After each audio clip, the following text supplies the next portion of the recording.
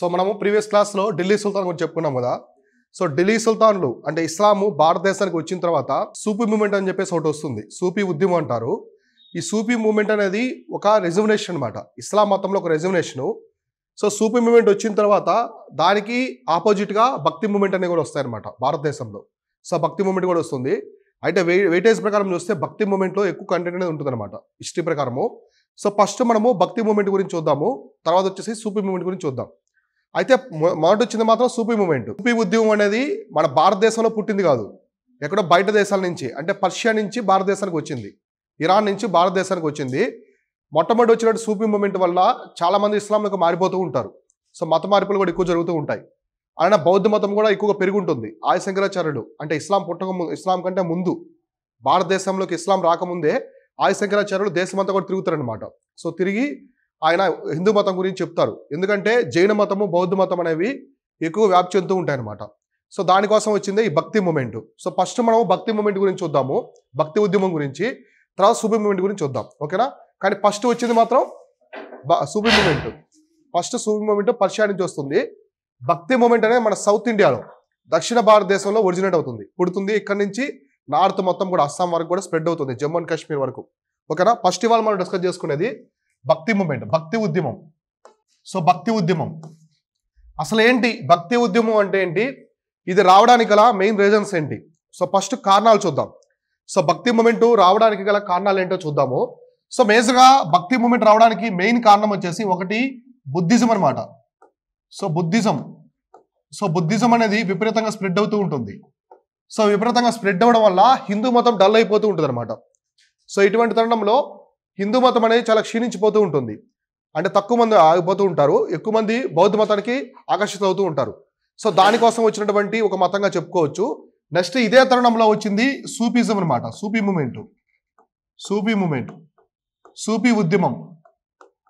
ఉద్యమం కూడా బాగా పెరిగి ఎక్కువ మంది ఢిల్లీ సుల్తాన్లు, ఇస్లాంకు సంబంధించినటువంటి పాలకులు హిందువులు ఎక్కువగా ఇస్లాంలకు మారుస్తూ ఉంటారు. సో దీనికోసం కూడా పుట్టిందే ఇదనమాట భక్తి మూమెంట్. తర్వాత ఇంకొక రీజన్ వచ్చేసిందంటే ఎక్కువగా సో ఇందులో ఫిలాసఫర్స్ ఉంటారనమాట. ఫిలాసఫర్స్ అంటే ఇప్పుడు మనకి రామానుజాచార్య, ఆది శంకరాచార్యులు ఇలా ఉన్నారు కదా. సో ఎక్స్పర్ట్స్ ఉంటారు కదా ఆ మతానికి సంబంధించి, వాళ్ళు కూడా ఆ మతంలో, హిందూ మతంలో ఒక చైతన్యం తీసుకొస్తారు. సో హిందూ మతంలో అంటే మనం ఎలా చెప్పుకోవచ్చు అంటే అన్టచబిలిటీ. సో అన్టచబిలిటీ, వివక్షత అంటారు కదా. సో అంటరానితనం, ఈ అంటరానితనంని అంతం చేసి మనమంతా సోదరులం అని చెప్పే భావనే ఈ భక్తి మూమెంట్ అనమాట. సో అర్థమైందా. హిందూ మతంలో వేదిక రిచువల్స్ని తగ్గించి, వేదిక రిచువల్స్ కూడా తగ్గిపోతాయి. ఒకనొక సెక్టు అంటే భక్తి మూమెంట్లో ఉండే ఒక వర్గము విగ్రహారాధన కూడా చేయరు. సో విగ్రహారాధన కూడా చేయరు కొంతమంది. వేదిక రిచువల్స్ తగ్గించి ప్రతి ఒక్క సామాన్యుడికి అందుబాటులో ఉండే విధంగా హిందూ మతం తీసుకొస్తారనమాట. సో ఇవన్నీ కూడా మనం మేజర్ కారణాలుగా చెప్పుకోవచ్చు. భక్తి మూమెంట్కి సంబంధించి మేజర్ కారణాలుగా ఇవన్నీ కూడా మనం చెప్పుకోవచ్చు అనమాట. సో ఇందువల్లే ఎస్పెషల్లీ మనకి ఈ ఫిలాసఫీ కాకుండా సెక్స్ అనమాట, కొన్ని సెక్స్ ఉంటాయంటే నైనార్సు వర్సెస్ అల్వార్సు. ఎక్కడ జరుగుతుంది ఇది? సౌత్ ఇండియాలో జరుగుతుంది. శైవులకి వైష్ణవులకి మధ్య అతిపెద్ద యుద్ధాలాగా జరుగుతాయి అనమాట. యుద్ధాలు అంటే వాళ్ళు ఎక్కువ వివాదాలు జరుగుతాయి. కులోత్తుంగ చోళ వచ్చిన తర్వాత వైష్ణవుల్ని విపరీతంగా హింసిస్తాడు, తన రాజ్యం నుంచి బహిష్కరిస్తాడు, రామానుజాచార్యుని కూడా బహిష్కరిస్తాడు. సో నైనార్సు అలానే వీళ్ళుంటారు అల్వార్సు, శైవులు వైష్ణవుల మధ్య అందరూ కలిసి ఉండాలనే భావం తీసుకోవడమే ఈ భక్తి మూమెంట్ యొక్క మెయిన్ ఉద్దేశం అనమాట. సో ఇలా భక్తి మూమెంట్ అనేది తీసుకొచ్చారు, ఓకేనా. అర్థమైందా కారణాలు ఎందుకు భక్తి మూమెంట్ అనేది వచ్చిందో? ఒకటి సూఫిజం, ఇస్లాంకి అగైనెస్ట్గా వాళ్ళు ఎక్కువ మందిని హిందువుల్ని మార్చకుండా, అలానే తర్వాత బుద్ధిజం అనమాట. సో బౌద్ధ మతం వైపు ఎక్కువ మంది హిందువులు వెళ్లకుండా హిందూ మతంలో ఎక్కువ ఫిలాసఫర్స్ వచ్చి వాళ్ళు హిందూ మతం యొక్క గొప్పతనం గురించి, సనాతన ధర్మం గురించి, తర్వాత హిందూ మతంలో ఎక్కువ సో ఆర్భాటాలు, హంగులు ఆర్భాటాలు లేకుండా సింపుల్గా ఎలా జీవించాలి, అందరి మధ్య సోదరభావం ఎలా ఉండాలి అనేది చెప్తారు. అలానే నైనార్లు అల్వార్ల మధ్య ఎటువంటి వివాదాలు లేకుండా అందరూ కలిసి ఉండాలనే భావంతో తీసుకొస్తారు, ఓకేనా. అర్థమైంది కదా. అయితే ఈ భక్తి మూమెంట్ కంప్లీట్గా based on the doctor of relationships between the God and man. So bhakti moment ఏం చెప్తుందంటే దేవుడికి మానవుడికి మధ్య ఉన్నటువంటి బంధం గురించి అయితే ఎక్స్ప్లెయిన్ చేస్తుంది. సో ఇదే bhakti movement. Is through love and worship. అయితే ఇప్పుడు గాడ్ అండ్ లవ్ మ్యాన్ అన్నారు. సో గాడ్ అండ్ మ్యాన్ అని చెప్పారు. వీళ్ళిద్దరి మధ్య రిలేషన్షిప్ ఉండాలంటే మెయిన్ రీజన్స్ ఏంటి, ఎలా అంటే లవ్ అండ్ వర్షిప్ అనమాట. సో లవ్ అండ్ వర్షిప్ అంటే ప్రేమ అండ్ పూజలు చేయడం ద్వారా. సో పూజలు చేయడము, దేవుడిని ప్రేమించడం వల్ల ఈ బంధం అనేది వస్తుందని చెప్పి చెప్తారనమాట. భక్తి అంటారు కదా. సో భక్తి అంటే ఏంటి? దేవుడికి అలానే ఆ మనిషికి మధ్య ఉన్నటువంటి ఒక బ్రిడ్జ్ లాంటిది అనమాట భక్తి అనేది. సో వర్షిప్, భక్తి అనేది ఎలా చూపించుకుంటారు? పూజించడం ద్వారా. సో పూజించడం ద్వారా తీసుకుంటారు. సో ఒక వ్యక్తిని కూడా భక్తి పూజిస్తారు, భక్తులు అంటారు. సో ఇతను ఆ పొలిటీషియన్ ఒక భక్తులు అంటే ఏంటి? అతను పూజించడం అని చెప్పేసి అర్థం. సో అట్లా ఇలా భక్తి మూమెంట్ అనేది ఈ రెండు విషయాలు అనమాట. ఒకటి లవ్, ఇంకోటి వచ్చేసి వర్షిప్ ద్వారా వస్తుంది. That through performing any ritual or religious ceremonies అనమాట. ఈ వర్షిప్, లవ్ అనేది ఎలా చూపిస్తాం దేవుడి మీద? ఖచ్చితంగా ఒక పూజ చేయడమో, చిన్న పూజన చేయడమో, లేకుంటే ఏదైనా రిలీజియస్ సెరమోనీస్ అనమాట. అంటే మతానికి సంబంధించినటువంటి ఫంక్షన్స్, కార్యాలు చేయడం ద్వారా తెలుసుకుంటాం. అవునా కాదా? ఇప్పుడు మనం బ్రహ్మోత్సవాలు అంటాము, దేవుడికి కళ్యాణం చేస్తాం, శ్రీరాముడి కళ్యాణము, ఇట్లాంటివన్నీ. అవన్నీ ఏంటి? కొన్ని రిచువల్స్ అనమాట. సెరమనీస్ అనేది చేసి దేవుడి మీద మన భక్తిని మనం చూపిస్తాం. సో ఇటువంటి సెరమనీస్కి బెస్ట్ ఎగ్జాంపుల్స్ ఏంటి మనకి? భజన్లు. సో భజన్స్, కీర్తన్స్ అంటారు కదా. సో ఇవన్నీ సెరమనీస్గా మనం అయితే చెప్పుకోవచ్చు అనమాట. ఇలా భక్తి మూమెంట్ అనేది వచ్చింది. భక్తి మూమెంట్కి మెయిన్ కాన్సెప్ట్ ఏంటి? దేవుడికి మనిషికి మధ్య రిలేషన్షిప్ అనేది బంధం దృఢం చేయడానికి. వాటికి ఆ దృఢం చేయాలంటే ఖచ్చితంగా లవ్ అండ్ వర్షిప్ అనేది ఉండాలి. ఈ లవ్ అండ్ వర్షిప్ ఎలా చూపించాలంటే కొన్ని రిలీజియస్ సెరమనీస్ అనమాట. సెరమనీస్, రిచువల్స్ ద్వారా చూపించవచ్చు. ఇలా ఉంటుంది కాన్సెప్ట్ అనేది దేవుడి హిందూ మతంలో, దేవుడికి మనిషికి మధ్య. అయితే the origin of the bhakti movement is traced in the Vedas.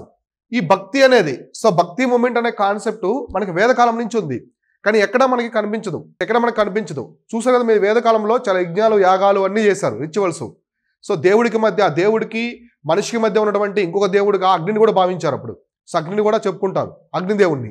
So వర్షాన్ని గుర్తుగా వరుణదేవుణ్ణి పూజిస్తారు, సో ఇంద్రుడిని పూజిస్తారు. అయినప్పటికీ కూడా భక్తి మూమెంట్ ట్రేసెస్ అనేవి అక్కడే ఉన్నాయి. కానీ ఇవి బాగా పాపులర్ అయింది ఎప్పుడంటే మనకి 7th century అనమాట. So but the real development took place in the 7th century, 7వ శతాబ్దం. సో క్రీస్తు శకం 7వ శతాబ్దం. సో అంటే మనకి ఆల్మోస్ట్ 600s లో ఈ భక్తి మూమెంట్ అనేది పీక్ స్టేజ్కి వచ్చింది అనమాట. అర్థమైందా? పీక్ స్టేజ్లో అయితే ఉన్నది.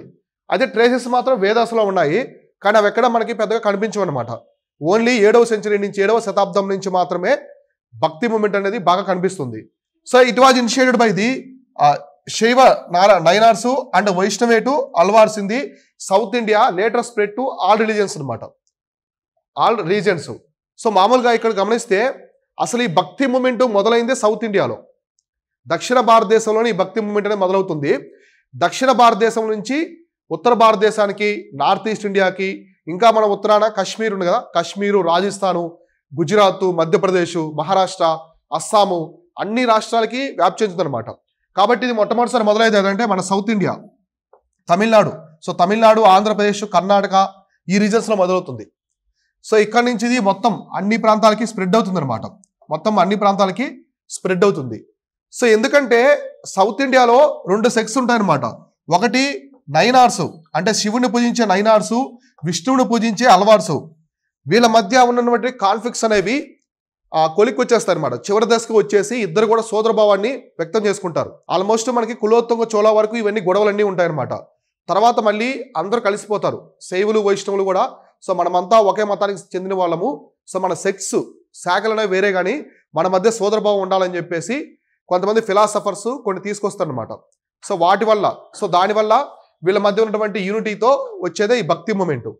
కాబట్టి అర్థమైందా ఇంట్రడక్షన్ మొత్తం కూడా భక్తి మూమెంట్కి సంబంధించి ఎలా వచ్చింది, ఎక్కడ మొదలైంది చెప్పేసి. సో కాబట్టి ఈ పాయింట్ రాసుకోండి, ఈ 2 పాయింట్స్, ఇదొకటి. సో ఇంగ్లీష్ మీడియం వాళ్ళు అయితే ఇక్కడ నుంచి రాసుకోండి. So bhakti movement origin in south India, bhakti movement origin in south India in 7th century by Alvars and Nayanars. So అల్వార్లు, నైనార్లు ఈ భక్తి మూమెంట్ సౌత్ ఇండియాలో తీసుకొస్తారు. తెలుగు మీడియం వాళ్ళు అయితే భక్తి ఉద్యమాన్ని దక్షిణ భారతదేశంలో 7వ శతాబ్దంలో అల్వార్లు, నైనార్లు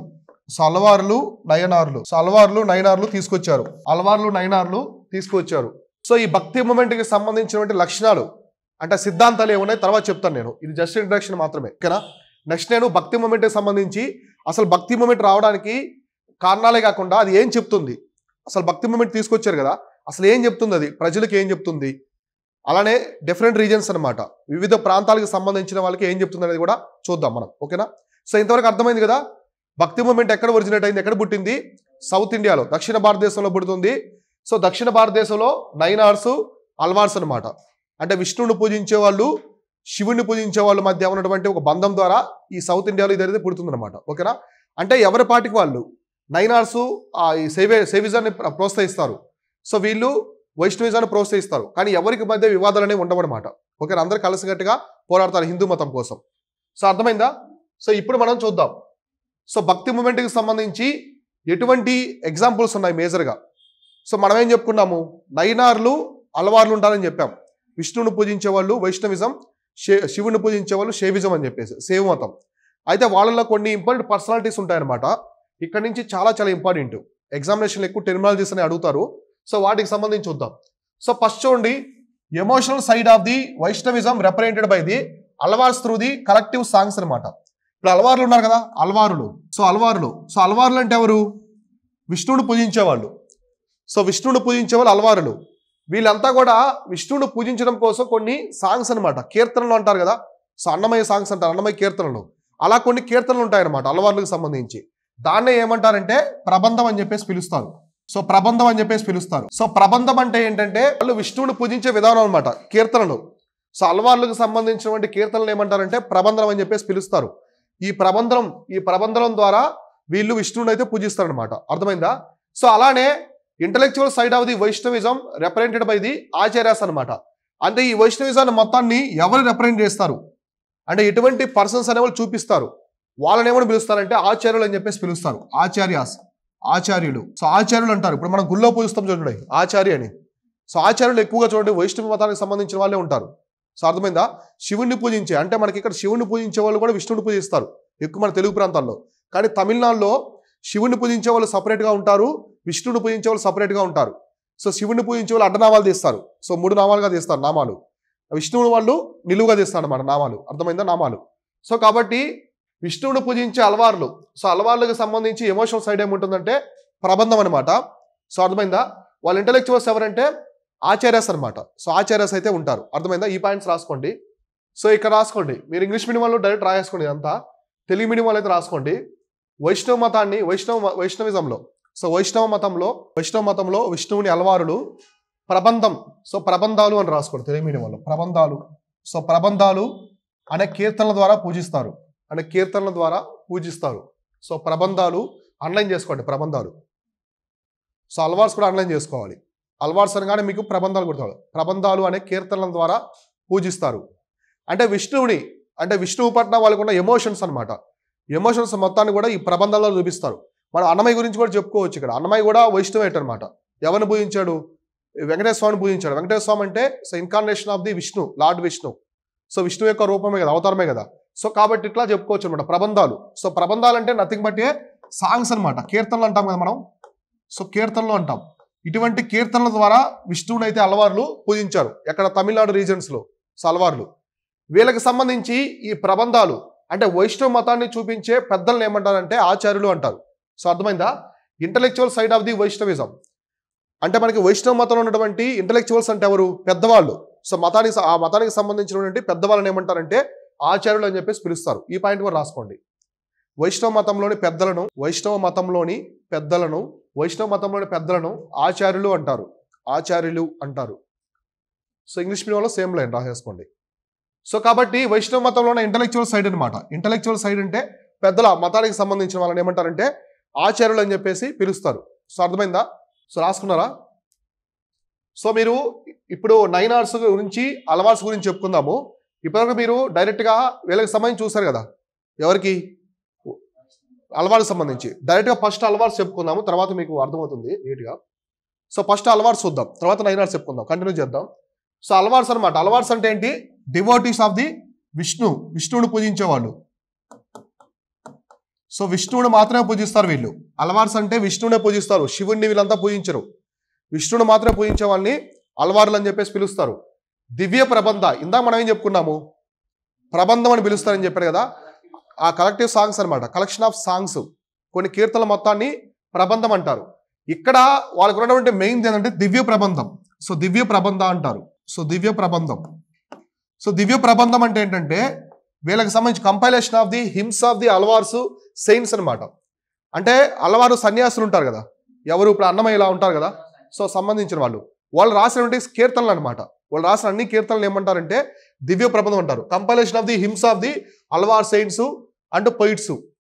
సో కాబట్టి ఇంగ్లీష్ మీడియం వాళ్ళు ఇది రాసుకోండి, తెలుగు మీడియం వాళ్ళు రాసుకోండి. దివ్య ప్రబంధం అని పెట్టుకొని కోలను పెట్టుకొని రాసుకోండి. దివ్య ప్రబంధం రాసుకొని అల్వార్లు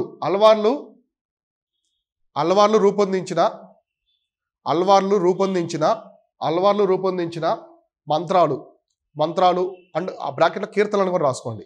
ఎందుకంటే మంత్రాలని కీర్తనల ద్వారా కూడా వాళ్ళు ప్రకటిస్తారు. కీర్తనలు ఎలా అయినా రాసుకోండి. కాబట్టి దివ్య ప్రబంధం అంటే ఈ అల్వార్లు తీసుకొచ్చినటువంటి కీర్తనలు అనమాట.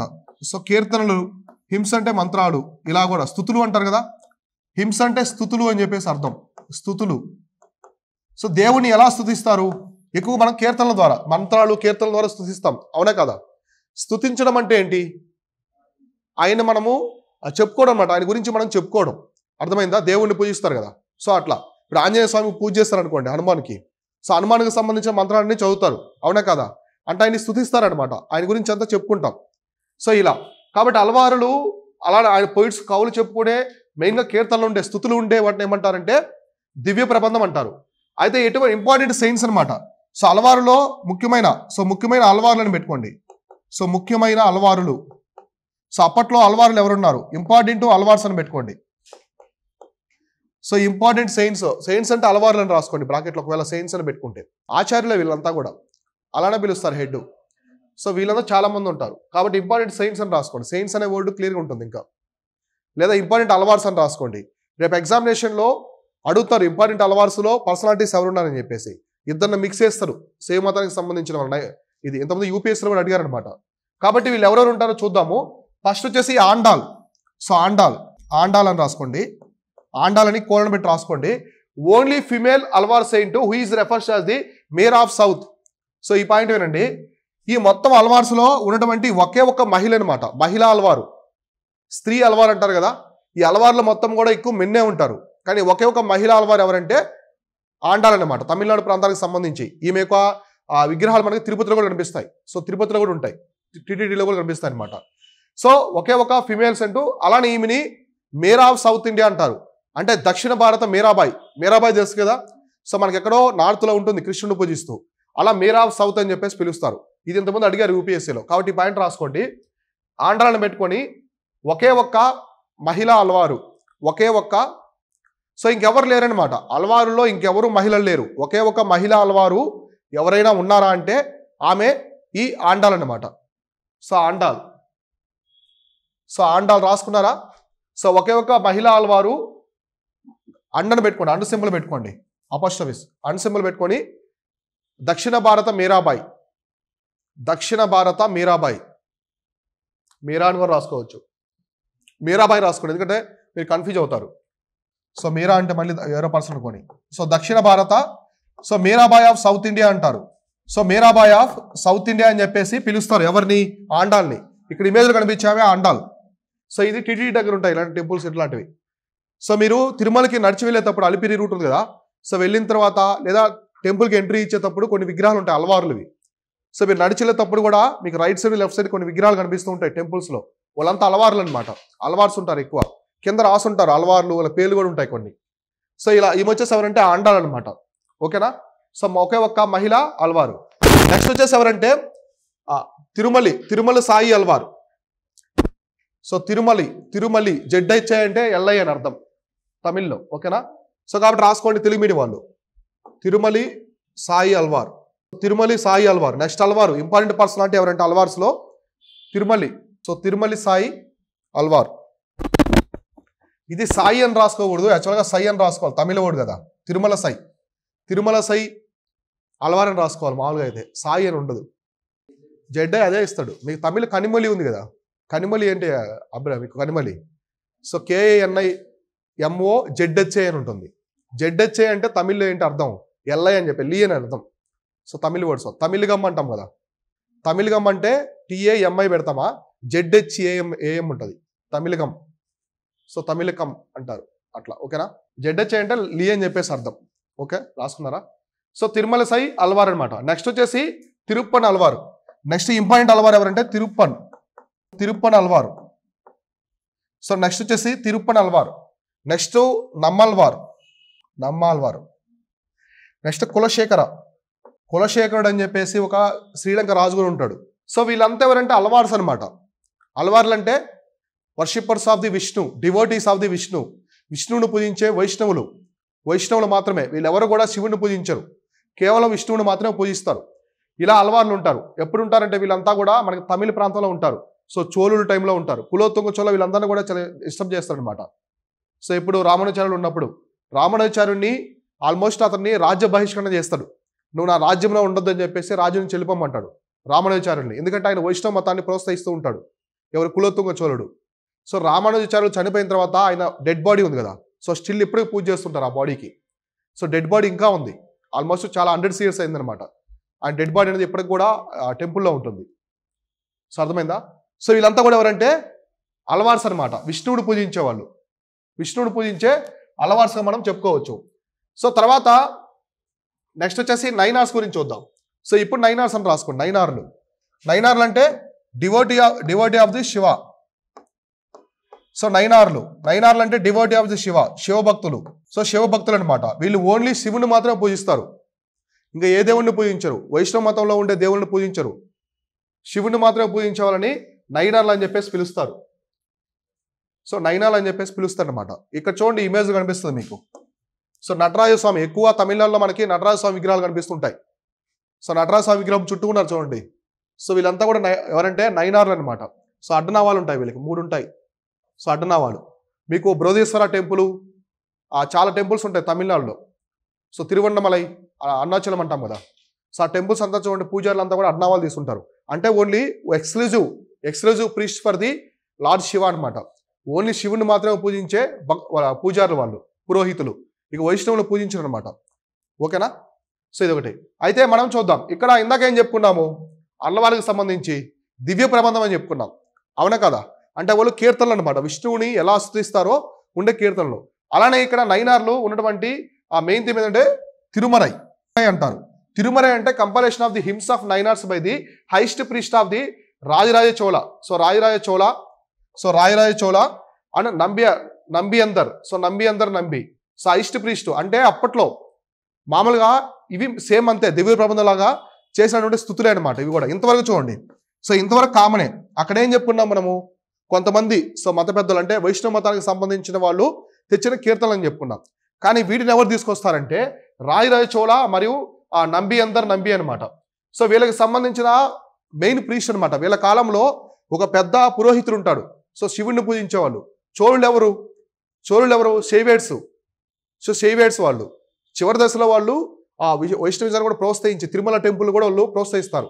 అయినప్పటికీ కూడా వాళ్ళు మొత్తం కూడా శైవేట్స్ అనమాట, శైవులు కదా. సో చోళులు రాజరాజ చోళ కూడా బృహదీశ్వర టెంపుల్ తీసుకొస్తారు కదా.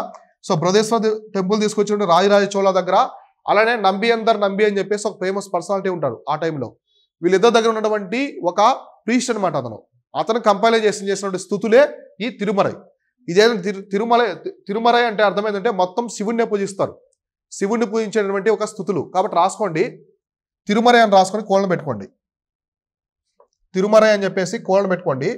నైనార్లు రూపొందించిన మీరు ఇదే రాసుకోండి, compilation of the hymns of Nayanars. Same point మొత్తం రాసేసుకోండి. ఇంగ్లీష్ మీడియం వాళ్ళు, తెలుగు మీడియం వాళ్ళు. ఇవి నైనార్లు రూపొందించిన శివస్థుతులు, అంటే శివుణ్ణి పూజించే ఒక కీర్తనలు అనేవి శివస్థుతులు లేదా శివ కీర్తనలు రాసుకోండి. నెక్స్ట్ ఫుల్ స్టాప్ పెట్టి రాసుకోండి తెలుగు ఇంగ్లీష్ మీడియం వాళ్ళు. వీటిని రాజరాజ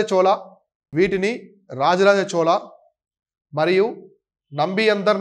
ఇక్కడ చూడండి, నంబి రాజరాజ చోళ మరియు నంబి తమిళ నేమ్స్ అవి. రాజరాజ చోళ నంబి యొక్క ప్రధాన పురోహితుడు, యొక్క ప్రధాన పురోహితుడు రచించాడు. సో కాబట్టి ఈ తిరుమరై అంటే ఏంటంటే శివుణ్ణి స్థుతులు అనమాట. శివుణ్ణి ఎలా పూజిస్తారు, సో శివుణ్ణి పూజిస్తారు కదా. సో దానికి సంబంధించి ఓకేనా. ఇవి ఎవరు కంపైలేషన్ చేస్తారంటే రచించింది ఎవరంటే ఒక ప్రధాన పురోహితుడు అనమాట. ఆయన డైరెక్ట్గా మనకి రాజరాజ చోళ దగ్గర ఉంటాడు. రాజరాజ చోళ నంబి దగ్గర ఉన్నటువంటి ప్రధాన పురోహితులు అతను కంపైల్ చేసినవి ఇవి తిరుమరై అనమాట. ఇవంతా కూడా శివస్థుతులు అనమాట. సో శివస్థుతులు అంటారు కదా. సో స్థుతులు అంటే దేవుణ్ణి పూజించడం. సో దేవుణ్ణి ఎలా పూజిస్తున్నారు, ఎటువంటి కీర్తనలు ఉన్నాయని చెప్పేసి అర్థం. ఓకేనా. హిమ్స్ అంటే స్థుతులు అని చెప్పేసి ఇట్లా. నెక్స్ట్ చూడండి, the details of the leaves and the saints are described in the work of the Tevaram which is also called the Dravida Veda. So ఇక్కడ మొత్తం వచ్చేసి లీవ్స్ ఆఫ్ ది సెయింట్స్ అనమాట. అంటే సన్యాసుల యొక్క జీవన విధానం ఎలా ఉన్నది, సన్యాసుల యొక్క జీవన విధానం ఎలా ఉన్నదో తెలియపరచడానికి గ్రంథం ఉందన్నమాట. సో ఆ వర్క్ ఏంటంటే తేవారం అని చెప్పేసి పిలుస్తారు. తేవారం అంటారు. తేవారం అంటే ఏంటంటే సన్యాసులు అనమాట. వాళ్ళ యొక్క సన్యాసులు వాళ్ళ యొక్క జీవన విధానం ఎలా ఉంటుంది కాబట్టి రాసుకోండి. ఇంగ్లీష్ మీడియంలో తేవారం అని పెట్టుకోండి, జస్ట్ తేవారం అని పెట్టుకోండి, తేవారం అని పెట్టుకోండి ఇంగ్లీష్ మీడియం వాళ్ళు. So details of the leaves and the of the saints అనమాట. సెయింట్స్ అని రాసుకోండి. బ్రాకెట్లో తేవారం కింద ద్రవిడ వేదం రాసుకోండి. మొత్తం రాసుకోవద్దు ఇంగ్లీష్ మీడియం వాళ్ళు, కేవలం తేవారం అని రాసుకొని డీటెయిల్స్ ఆఫ్ ది, అదేం చెప్తుంది, డీటెయిల్స్ ఆఫ్ ది లీవ్స్ అంటే జీవన విధానం ఎలా ఉంటుంది, సన్యాసులు ఎలా ఉంటారు, వాళ్ళ యొక్క జీవన విధానం ఎలా ఉంటుంది, రెండు చెప్తుంది అనమాట. తెలుగు మీడియం వాళ్ళు రాసుకోండి. తేవారం అంటే సన్యాసుల యొక్క జీవన విధానాన్ని, సన్యాసుల యొక్క జీవన విధానాన్ని తెలిపే గ్రంథం. సో గ్రంథం అని రాసుకోండి. దీనిని ఏమంటారంటే ద్రవిడ వేద అంటారు. ద్రవిడ వేద అంటే అర్థం ఏంటి, సౌత్ ఇండియా వైపు ఉన్నదని చెప్పేసి. ఇంతవరకు వేదాలన్నీ కూడా ఎక్కడ ఉన్నాయి, ఉత్తర భారతదేశంలో ఉన్నాయి. రాసుకున్నారా. సో తేవారం అంటే సన్యాసుల యొక్క జీవన విధానాన్ని తెలిపే గ్రంథం. సో దీనిని పురుష పెట్టుకొని దీనిని ద్రవిడ వేద అంటారు. సో దీన్ని ద్రవిడ వేద అంటారు. సో ఇప్పటివరకు మనకి వేదాలన్నీ కూడా ఎక్కడ ఉన్నాయి, సంస్కృతంలో ఉంటాయి, అవునా కాదా. సో ద్రవిడ వేదం అంటారు. సో ఇంగ్లీష్ మీడియం వాళ్ళు సింపుల్గా తేవారం కింద బ్రాకెట్లో లేదా రైట్ రాసుకోండి, it is called as Dravida Veda. So అర్థమైందా, కాల్డ్ యాజ్ ద్రవిడ వేద. దీన్ని ద్రవిడ వేదం అంటారు. సో ద్రవిడ వేదం మనకు ఉన్నటువంటి వేదాలు. సో మామూలుగా మనకు ఎన్ని వేదాలు ఉన్నాయి, సో 4 వేదాలు ఉంటాయి. వేదాలన్నీ కూడా దేంట్లో ఉన్నాయి, సంస్కృతంలో ఉంటాయి. సో సంస్కృతంలో ఉంటాయి, కానీ ఒకే ఒక్క వర్క్ అనేది తేవారం అనేది కంప్లీట్గా తమిళ్లో ఉంటుంది. సో తమిళంలో ఉంటుంది, తమిళం భాషలో. సో కాబట్టి దీన్ని ద్రవిడ వేద అంటారు. ద్రవిడ అనే వర్డ్ ఎక్కడి నుంచి వచ్చింది, సౌత్ ఇండియా అనమాట. సౌత్ ఇండియన్స్ ద్రవిడ అంటారు. మనకంటే టెంపుల్స్ ద్రవిడ స్టైలు, మన పీపుల్ యొక్క origin Dravida origin. So including all states of the south India అనమాట. సో తమిళనాడు, కర్ణాటక, కేరళ, ఆంధ్ర, తెలంగాణ మొత్తం వీళ్ళందరినీ కూడా ద్రవిడులే అంటారు. సో అర్థమైందా, ద్రవిడ అని చెప్పేసి పిలుస్తారు అనమాట. సో ఇట్లా. సో రాహుల్ ద్రావిడ్ ఉన్నారు కదా, సో ద్రావిడ్ పేరే అదనమాట, ద్రవిడని. సో అర్థమైందా. ఇందులో రాసుకున్నారా. తేవారం అంటే ఈ టెర్మినాలజీస్ ఉన్నాయి చూడండి. తేవారం ఒకటి, తిరుమరై, ఇట్లాంటి ఎగ్జామినేషన్లు ఎక్కువ అడుగుతారు. దివ్య ప్రబంధం మీకు సింపుల్గా ఇచ్చేస్తారు. దివ్య ప్రబంధము షైవేట్స్ అంటాడు, తిరుమరై వైష్ణవేట్స్ అంటాడు. రెండే ఇచ్చేసి కింది వాటిలో ఏది కరెక్ట్ అంటాడు. So 1 only, 2 only, both 1 and 2, neither 1 or 2 అట్లా ఇస్తారు స్టేట్మెంట్స్. సో కాబట్టి దివ్య ప్రబంధం అంటే దివ్య ప్రబంధం వచ్చేసి belongs to the Vaishnavism. So అల్వార్స్కి సంబంధించినవి. సో తిరుమరై అంటే బిలాంగ్స్ టు ది 9 arts అనమాట, అంటే శివుడికి సంబంధించిన అనమాట. ఓకే, ఇలా గుర్తుపెట్టుకోండి.